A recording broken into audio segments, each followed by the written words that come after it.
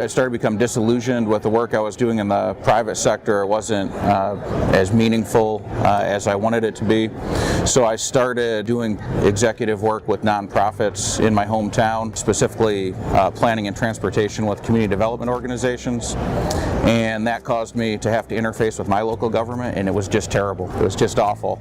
I couldn't get the information we needed, we couldn't get the support we needed, and I thought, man, there's got to be a better way to do this. And based off those experiences and the frustration, I got my MPA with the plan to go into nonprofit management, but got steered into local government, and I've been in it ever since.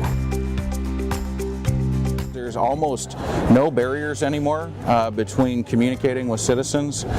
So you can get, someone can tweet at you at 3 a.m. And you have to respond. They'll get on Facebook and talk to you, or come to City Hall.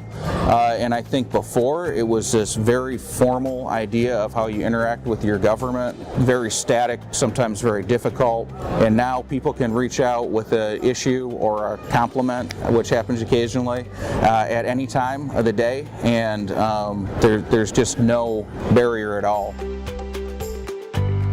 You know, when you're starting out in local government, you're never gonna, any room you go into, you're never gonna have the most knowledge or most experience. But what you can do is commit to working the hardest. So when you're starting out, I always say, outwork people, really know your stuff, make yourself invaluable, and then get a seat at the table. When you're at the table, it's important to observe, but it's also important to lead and contribute and take action.